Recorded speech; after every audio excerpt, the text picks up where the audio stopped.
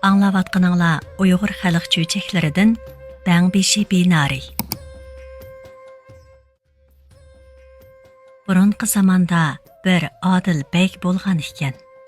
Begning shafoatidan xalqi bayashat, yurti obod va omon ekan. Begning orzulab boqqan birli o'g'li bo'lib, uning ismi Binar ekan.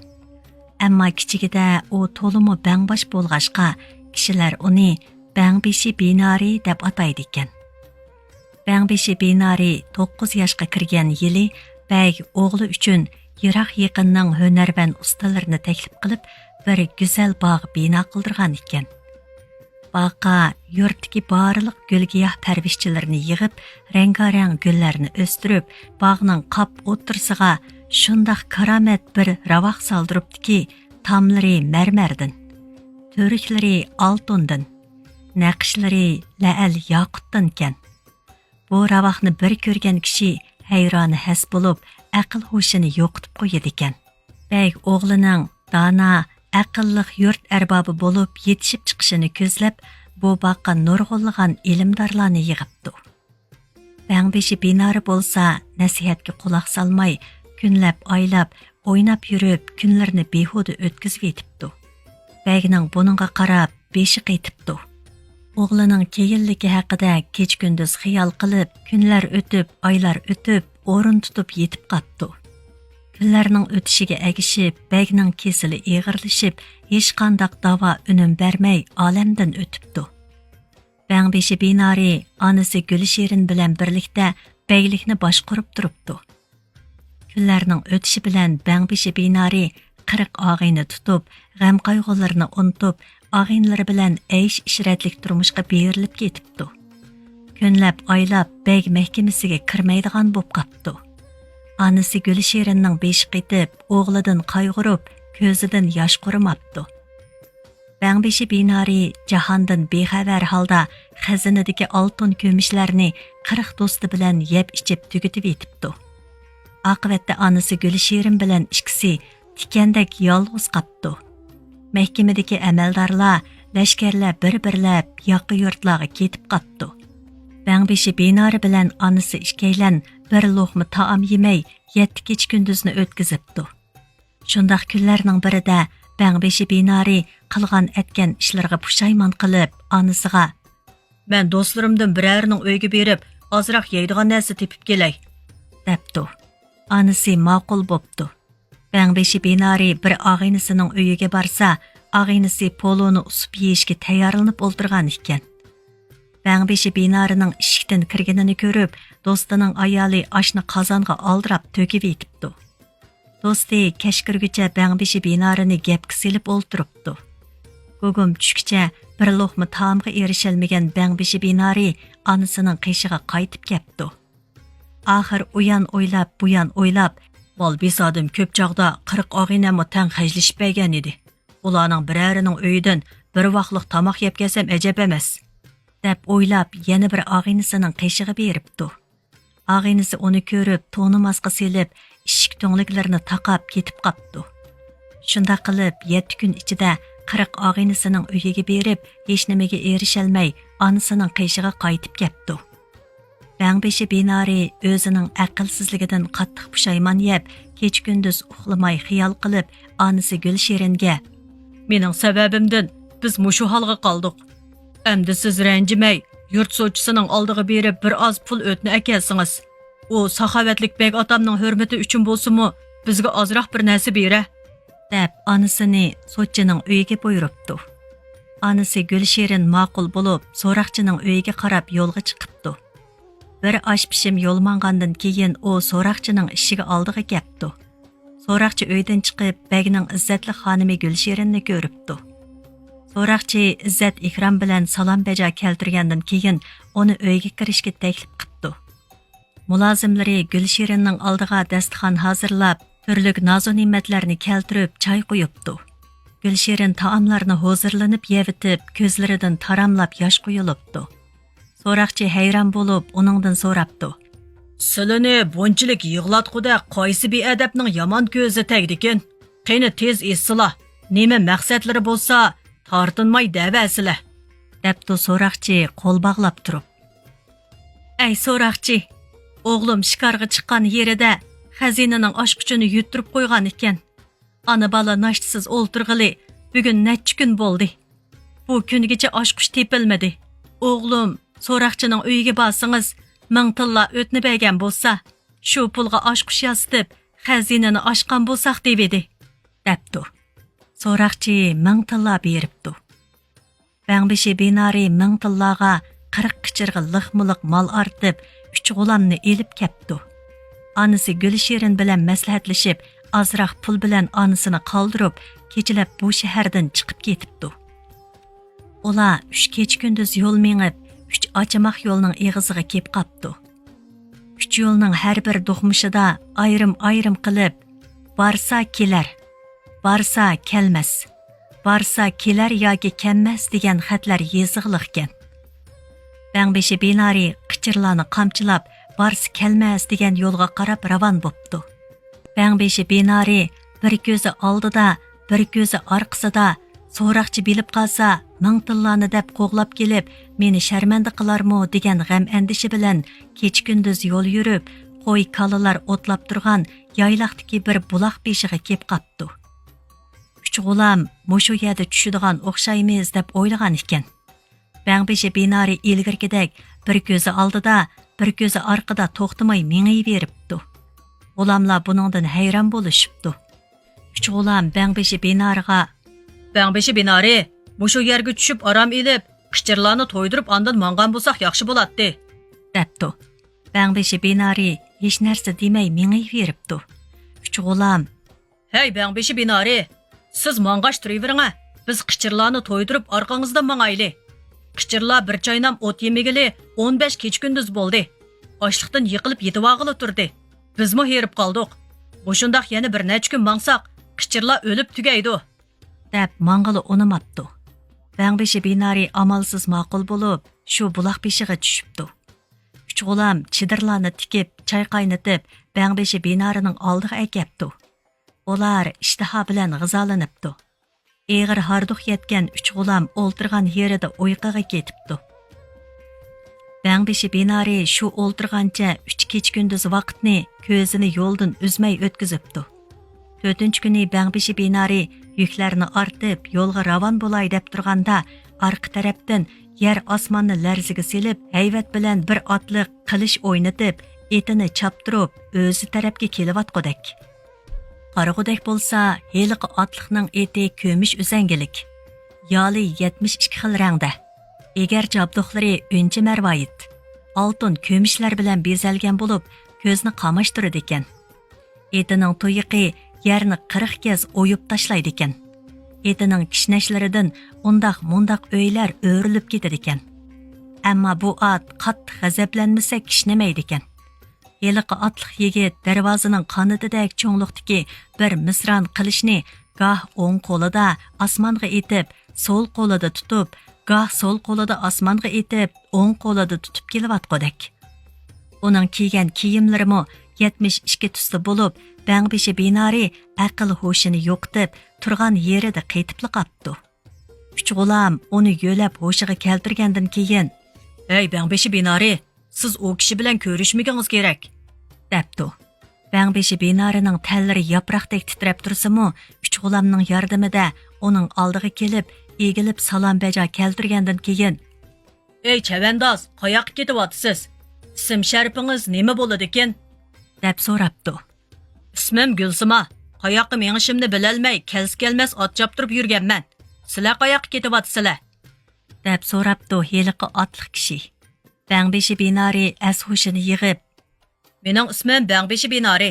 Bu soyning u tarafidagi shaharga savdogarchilik qilib ketyapmiz," debdi. U yigitga qaragan siri uni ayol kishiga o'xshatib qapti. Chunki Gulsimaning qoshlari qiyoqdek, mang'izi to'g'ashdek, og'izi o'ymoqdek bo'lib, chiroyidan go'zallik chiqib turadi ekan. Gulsima Bangbishi binariga, "Men tug'ilganda ota-onam chiroyimdan zo'xlanib, Gulsima degan mushu ismni qo'ygan ekan. Hey aka, menimi oranglarga qo'shib olamsizlar?" deb so'rabdi. Bangbishi binari lamjim demay turibdi. Gulsima, Aka, dasmoyang 1000 tilla ekan. Ikkaylan birlashib savdogarchilik qilib, topgan foydani tang ulashayli, debdi. Bangbeshi binari o'zidagi dasmoyining 1000 tilla ekanligini uning nadin bilib olganligiga ahli yetmay, buningda biror karomat bor o'xshaydi. Qo'shsammi qo'shib olay deb o'ylabdi-da, ma'qul bo'pti. Andan Bangbeshi binari biz bu yerda uzoq tursak bo'lmaydi. Qani darhol yo'lga chiqayli, debdi. Aka, yo'lga chiqsaq chiqayli. Yo'lga chiqishdan avval seni bir ishga buyursam bejirib kelsan qandaq, debdi Gulsima. Biz turayotgan buloq beshining g'arb tarafida bir chig'ir yo'l bor. Shu yo'l bilan 3 kun mangsang, osmonga taqashgan bir tog'ni ko'rasan. Yana bir kun mangandan keyin taqqa yetib borasan. U tog'da hech qanday odamzot yo'q. Tog'ning to'van tarafida bir gumbaz bor. Gumbazning kichikkina to'shigidan ichiga qaraydigan bo'lsang, ishiga quluplangan bir saroy bor. Saroyning ishiga oldiga hargiz borma. Tomlarini tutma. Agar tomlari kiyimingga surkilib ketsa, devilar uxlayotgan yeridan o'yg'inib ketib, jiningdan ayrilib qolasan. Gumbazning ichiga hargiz kirma. Tog'ning tubida 3 tup chinor bor. O'tirsidagi chinorda bir oltin qapas isig'liq. Oltin qapas ichida oy desa oy emas, kundisi kun emas, nihoyat chiroyli bir malika bor. Shu malikani epkagin. U malika biz savdogarchilik qilib boradigan shaharning podshohining qizi Mohi Sarvar bo'ladi. U qizni devilar uxlayotgan yeridan ap qechib, u yerga qo'mivatgan. Malikaning shundoq isig'liq turg'uniga 27 yil bo'ldi. Devilar podshohi malikani har kuni kech ko'gili keladi. Hozir devilarning uxlayotgan mezgili. Devilar bir uxlaganda 40 kech kunduz uxlaydi. Hozir 34-kuni bo'ldi. Yana 6 kundan keyin devilar uyg'onadi. Ular uyg'onishdan burun yetib bora olmasang, qizni qutqizolmaysan. Ondan qutqizish uchun yana 1 yil saqlashga to'g'ri keladi. Podshoh qizi Mohi Sarvarning dardida ko'p yig'lab, ko'zi ko'r bo'lay deb qoldi. Biz Mohi Sarvarni podshohning qo'liga topshirsak, podshoh ko'p oltin ko'mish in'om qiladi. Ammo sen udul berib qafasni tutsang, devilar uyg'onib ketib seni o'ltirib etadi. Sen avval chinar tuviga bormay, tog'ning janub tarafiga mangsang bir o'nkir ko'rinadi. Bu o'nkir nihoyat hayvatlik bo'lib, qarasang qo'rqib tovlab solsan. Hargiz tovlamay, og'zingni ching etib olib, o'nkirning ishkirsiga qarab mengayvagin. O'nkirda xilma-xil nag'ma navala anglanadi. Hayvonlarning badbashir qiyofatlari ko'zingga ko'rinadi. Agar sen tovlab solsang, shu hamon yovu to'ng'izga aylanib ketsan. Devilar seni minib eshak o'rnida ishiltadi. Tog'da ashundaq yovu to'ng'izlarni ko'p ko'rasan. Ularmi shu malikani qutqizish uchun kelgan azimatlar. Shundaq kirsang, o'nkirning ishkirsida qafasda o'nlab turadigan bir kaptar bor. Kaptar shundaq yiqimliq sayraydi-ki, uning sayrishidan gul-giyoh, daldaraq, yer osmondagi barcha maxluq uning umriga barkat tilab madhiya o'qib turadi. Uning paylari shundaq chiroyliqki, 72 xil rangda yenib, kishining aql hoshini lol qiladi. Sen beribla kaptarning bo'ynini uzivat. Agar uning bo'ynini uzmasang, sening bu yerga tirik qaytib kelishing mumkin emas. Deb Bangbeshi binarini o'zining mengan etiga mendirib, misron qilichini qo'liga tutqizib, yo'lga sep qo'yibdi. Bangbeshi binari misron qilichini o'ynatib, yo'lga ravon bo'pti. Bangbeshi binari bir kech kunduz yo'l yurib, bir yerga kelganda, bir to'p hashar cho'milisining bazmi qilib o'ynayotganligini ko'ribdi. U bu yerda bir kun turib qapti. Kech bo'lganda cho'mili podshohi: "Ey odamzod, ishing yo'q, bekor odammisan?" deb so'rabdi. Bangbeshi binari cho'mili podshohiga: "Oliylari, mening ishim to'liq zarur edi. Sening puhralaring bek ushaqkan. Etimning tuyuqida begunoh o'lib ketmasin. Sizlar bazmi qilib o'ynab bo'lgandan keyin ondan yo'limga ravon bo'lay degandim," debdi. Cho'mili podshohi: "Ey odamzod, seningdek rahimdil insonni ko'rib boqmagandiq. Bu himmating uchun yo'ling ochiq bo'lib murodingga yetkaysan. Agar beshingga kun tushsa, mushu qerindishimning ustixonini ko'ydirsang, biz shu yerga hozir bo'lib, mushkulingni oson qilg'aymiz," debdi va cho'milining bir parcha quruq ustixonini uningga beribdi. Bangbeshi binari cho'milining ustixonini po'tisiga tugib yo'lga ravon bo'pti. U bir kecha yo'l mengib, atsi kun chiqqanda bir joyga yetib ketdi. Qarasa bir to'p chashqan bazmi qilib o'ynayotgandek. Бәңбеші бинары bu yerdimi yana bir kun turib qapdı. Kech bo'lganda chashqanlar padişahı onundan so'rabdi. Ey odamzod, ishing yo'q odammi sen? Mening ishim zarurdi. Sening qavming bak ushaqkan, etimning to'yiqida o'lib qolmasin. Bazmi qilib o'ynab bo'lganda ondan mangay deb qarab turdim. Debdi Bängbeşi binari. Chashqanlar padişahı buni anglab, sen oliyjanob insonkansan. Biz ta hozirgacha biror insonning sendek rahimdilligini ko'rib boqmagandik. Talay odamlarning etining to'yiqi ostida nurg'unlagan qavm qarindoshlarimiz o'lib ketgandi. Bu himmating uchun yo'ling ochiq bo'lib murodingga yetkaysan. Agar biror mushkulotga yo'liqsang, bu qarindishimning ustixonini ko'ydirsang, biz shu an yeningga hozir bo'lib, mushkulotingni oson qilgaymiz. Deb bir chashqanning ustixonini oningga beribdi va yana bir necha nökrini oningga qo'shib qo'yibdi. Bängbeşi binari ko'p so'yinib, ustixonni potisiga tugib yo'lga ravon bo'pti. Chashqan nökerlar Bängbeşi binarining oldida yo'l boshlab mengib, devalar shahriga yaqin bir joyga akilib qo'yib, xo'shlashib, qaytib ketibdi. Bängbeşi binari 3 kun bo'lganda bir tog'ning yeniga kelib tushibdi. Tog'i sinchilab qaragan ekan, osmon palak o'sib ketgan 3 tup chinorni. O'ttirsidagi bir tup chinorning shexida bir oltin qapas isig'liq turganligini ko'ribdi. Oltin qapasda ko'zlari buloqdek, qoshlari qiyoqdek, lavlari jinastidek, chehrasidan nur chaqnab turgan bir malika so'loqliq turg'udek. Bängbeşi binari malikini ko'rib, yuragiga ishq o'ti tutishib, as-hushini yo'qitib yetib qapti. U atsi tong otganda hoshiga kelib, Gulsima aytgan g'arga qarab ravon bo'pti. Chinqitish bo'lganda g'ar eg'iziga kepdi. G'arning ishki Bängbeşi binarining hidining ta'sirida echilib ketibdi. Bängbeşi binari ishkirsiga qarab mengayveribdi. Uning oldida shundoq go'zal qizlar usul o'ynab, uning qo'llarini tortibdi. Ammo Bängbeşi binari bahramon mengayveribdi. Shundoq mengib bir joyga borganda 40 ko'zlik, 9 munguzlik, badbashri bir maxluq onidan tug'ma holatda qattiq vaqirab, Bängbeşi binariga qarab etilibdi. Uning cherqirishidan o'nkirning tomlari qattiq silkinib titrab ketibdi. Bängbeşi binari qo'rqib o'layli deb qapti. Ammo tishini tishlab, varqiramay, misron qilichini mahkam tutib, o'nkirning ishkirsiga kiribdi. Qarg'udek bo'lsa, shir yo'lvoslar o'ziga xiris qilib turg'udek. Bängbeşi binari ular bilan bir osh pishim qattiq ilishib, ularni jenidan judo qilibdi. Yana bir oz mangandan keyin qapasga so'loqliq turgan kaptarning qishiga kepdi. Kaptarning chiroyliqligidan so'yinib, uning bo'ynini uzishga ko'ngli unamay, kaptarni qo'yniga selib mengayveribdi. Bängbeşi binari g'ardan chiqib udul chinorning tuviga kepdi va chinorni 3 qitim aylanib, qilishni chinorga qaratib, "Bu mening qo'lim emas, Gulsimoning qo'li" deb butun kuchi bilan urgan ekan, qilish suvni kesgandek chinorni kesib tashlabdi.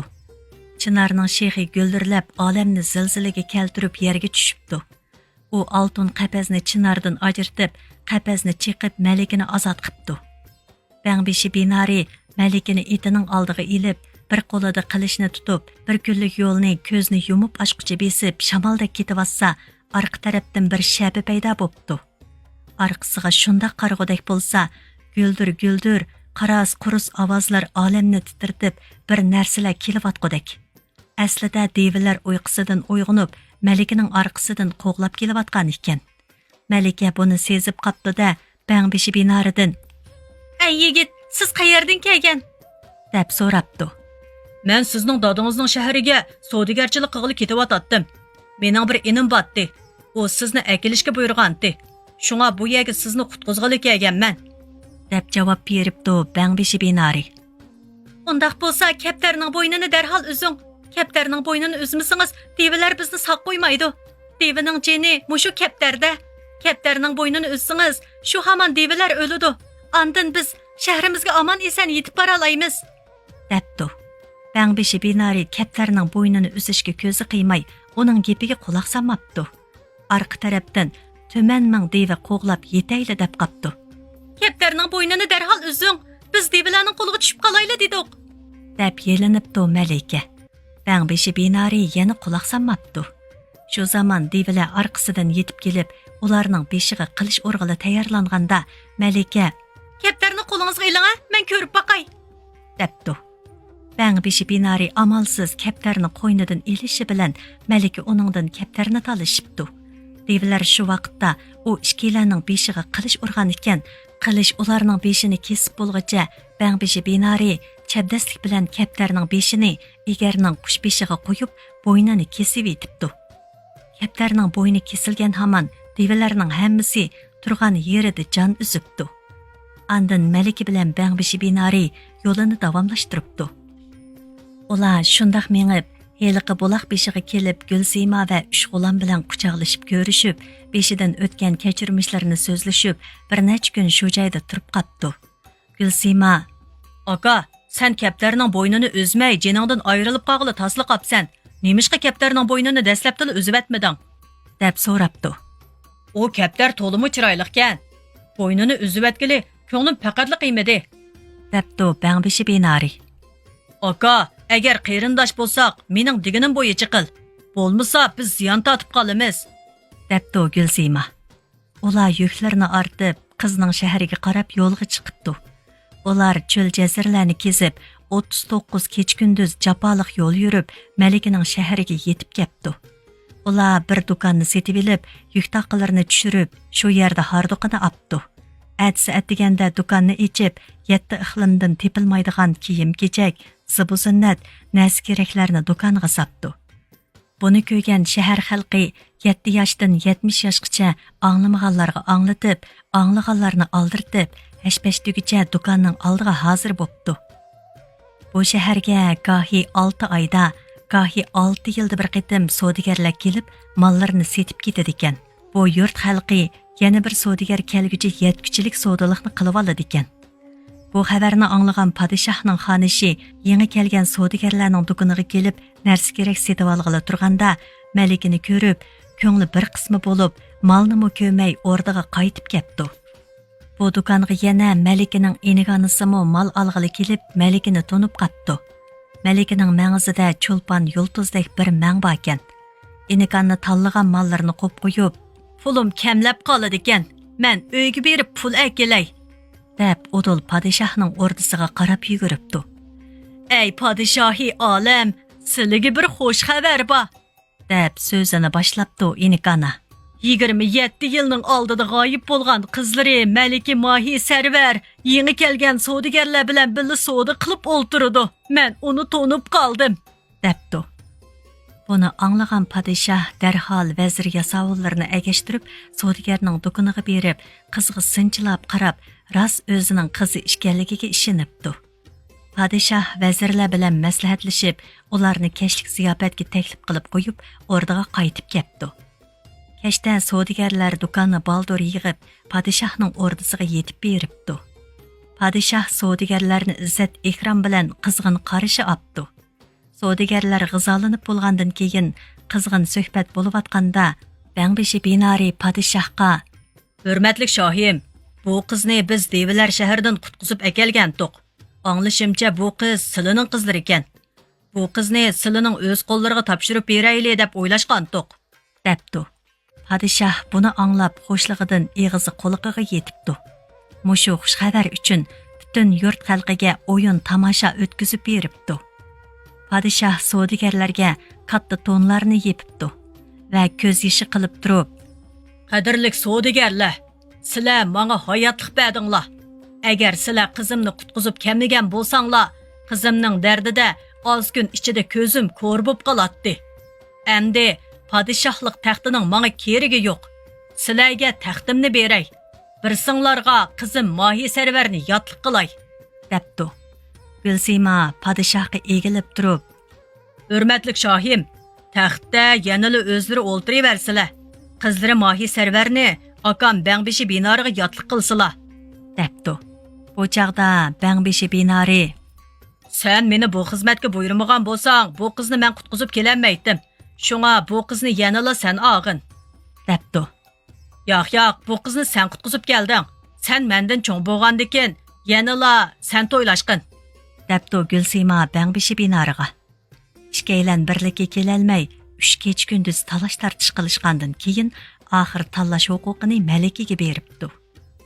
Malika hozircha to'y qilmay, ota-onalari bilan qinishib, bir mezgil ularning xizmatida bo'lishni aytibdi. Shunda qilib savdogarlar bu shaharda bir necha oy turgandan keyin yo'l tayyorligini qilib, yurt xalqi bilan xo'shlashib, o'z shahriga qarab yo'lga chiqibdi. Padishah savdogarlarga 500 qichir oltin ko'mish sovg'at qilib, ularni uzitib qo'yibdi. Ular ko'p yo'l mengib, ilgirki buloq beshiga yetib kelibdi.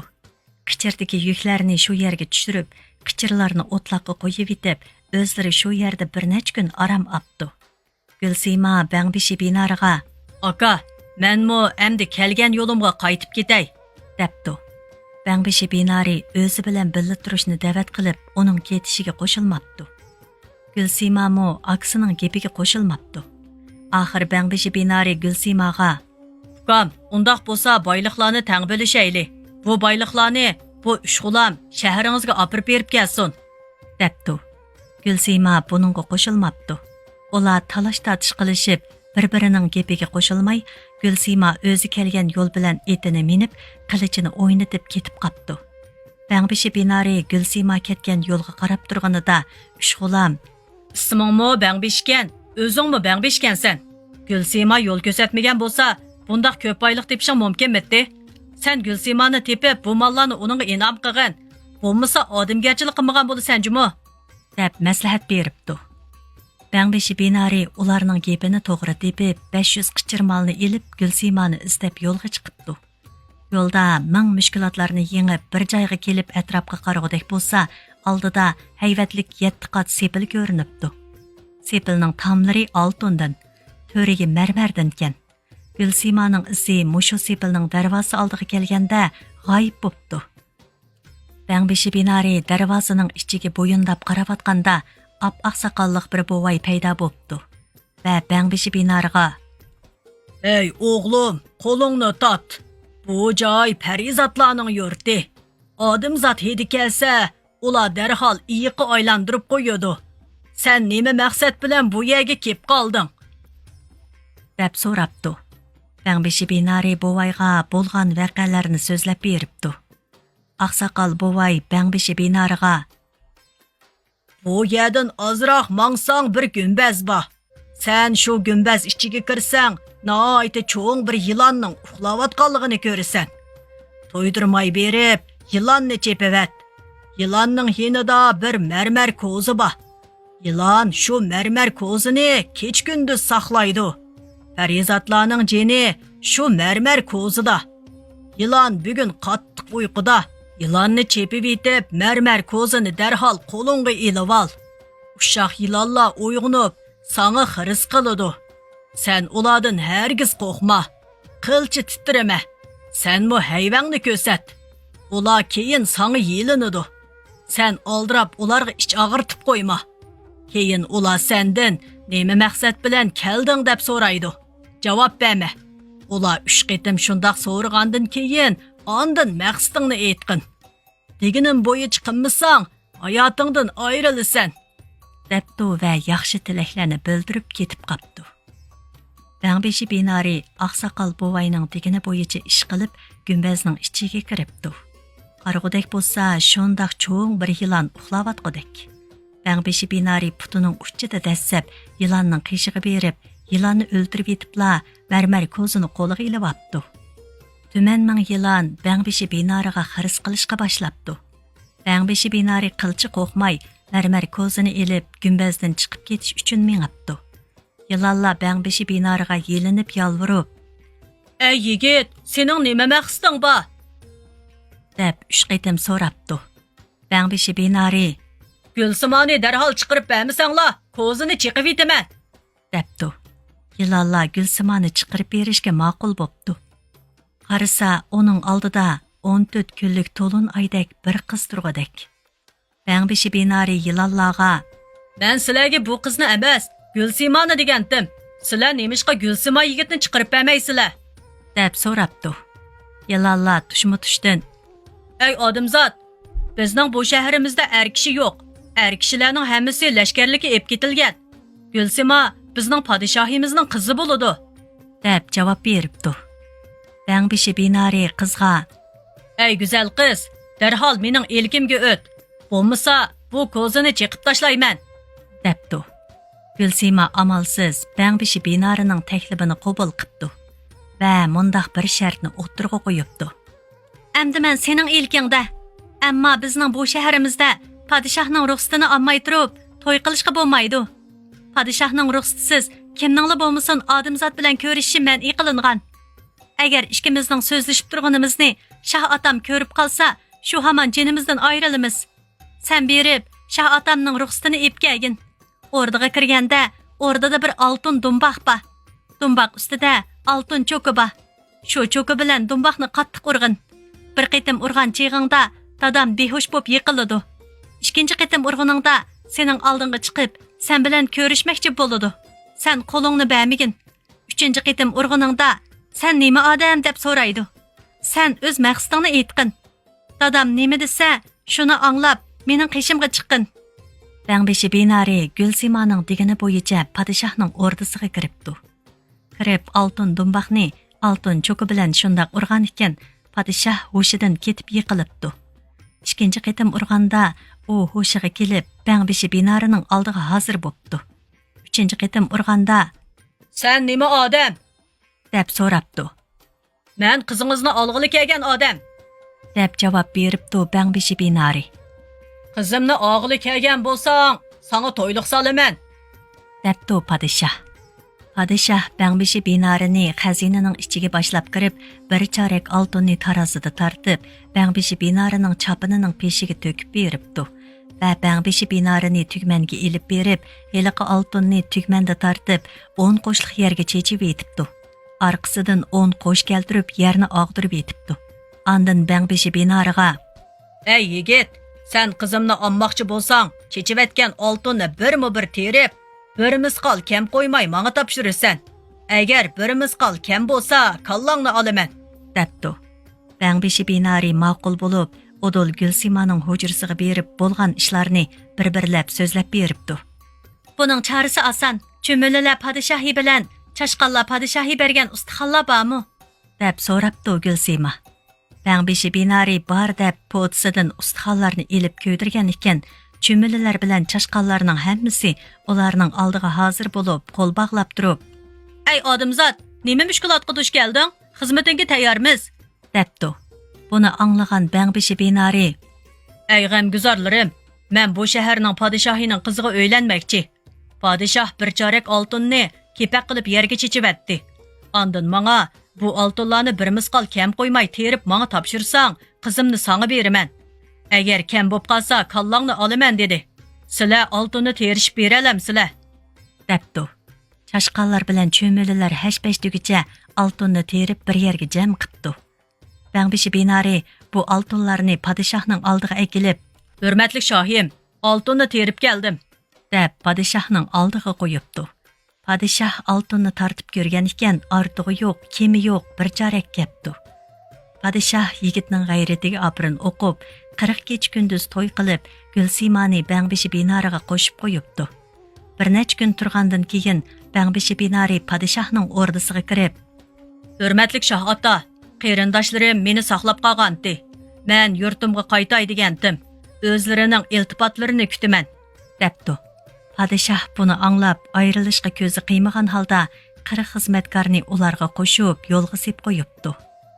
Bangbishi binari shundoq mengib, 3 kunlik yo'lni hash-pashdugicha besib, heliqi buloq beshiga yetib kelibdi. Uning 3 g'ulami Bangbishi binarining yo'liga talmirib turgan ekan. Ular Bangbishi binari bilan ko'rishib, ko'z yoshi qilishib, bir nech kun buloq beshida turibdi. Ondan yuk taqalarini ortib, Bangbishi binarining shahriga qarab yo'lga chiqibdi. Ular ko'p yo'l yurib, Bangbishi binarining shahriga tushibdi. Kelsa, Bangbishi binarining onasi Gulshirin o'g'lining yo'liga talmirib, ko'p yig'lab, allaqachon olamdan o'tgan ekan. Shuningdan keyin Bangbishi binari bu yurtga beg bo'lib, yurtni adil so'rab, ayoli bilan baxtli yashab, olamdan o'tibdi.